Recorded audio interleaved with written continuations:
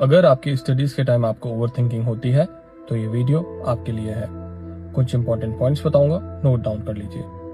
आपकी स्टडीज के time over think करना एक कॉग्निटिव लीकेज है, मतलब आपका दिमाग, आपका ब्रेन अपने पास के रिग्रेट्स और फ्यूचर के डर को प्रोसेस करने में अपनी एनर्जी वेस्ट करता है। पैसिव लर्निंग, सिर्फ कंजप्शन कंफ्यूजन क्रिएट करता है। क्लैरिटी तब आती है जब आप एक्शन लेते हैं।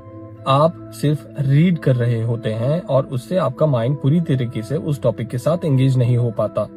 आप एक टॉपिक को 100% लर्न करने का कोशिश करते हैं और इस वजह से आपकी ओवर थिंकिंग का लूप खत्म ही नहीं हो पाता।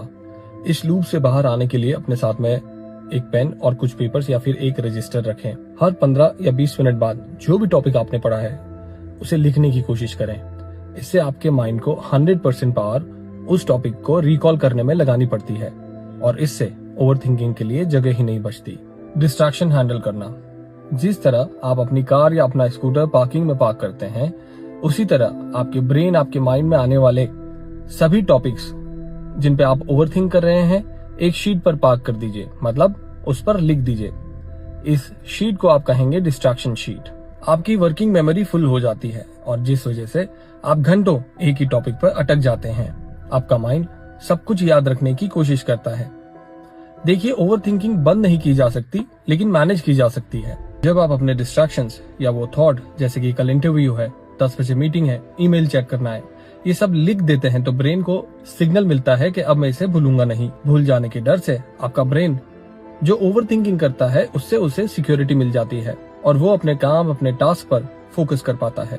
Prepare for the worst and hope for the best, ये एक्चुअली एक मेंटल फ्रेमवर्क है जो आपके व्हाट इफ वाले थॉट्स को कंट्रोल करता है। आपका माइंड बार बार नेगेटिव सिनेरियोज इमेजिन करता है। मुझे याद नहीं रहा तो, मैं प्रिपेयर नहीं कर पाया तो, मैं फेल हो गया तो। और सिर्फ पॉजिटिव सोचने से आपको इसका सोल्यूशन नहीं मिलेगा। यहाँ आपको वर्स्ट केस सिनेरियो की प्लानिंग करनी पड़ेगी। क्या मतलब इसका? आपको जब भी ये नेगेटिव थॉट्स आए तो खुद से पूछें, अगर मैं फेल हो गया तो सबसे बुरा क्या होगा? साल खराब होगा, डांट पड़ेगी या फिर एग्जाम दोबारा देना पड़ेगा? फिर वापस खुद से पूछें, इससे क्या मेरी लाइफ खत्म हो जाएगी? क्या अपॉर्चुनिटीज खत्म हो जाएगी? जिसका जवाब है नहीं, मैं सरवाइव कर लूंगा। जब आप एक वर्स्ट केस सिनेरियो प्रैक्टिस कर लेते हैं तो अंदर से आपका डर खत्म हो जाता है, आपकी एंजाइटी खत्म हो जाती है एंड आपको एक क्लैरिटी मिलती है, एक एश्योरेंस मिलती है कि आप सेफ हैं। अगर आपकी अपनी कोई फोकस टेक्निक है ओवर थिंकिंग को ओवरकम करने की तो प्लीज कमेंट्स में मुझे बताएं और हम सबकी हेल्प करें। All the best.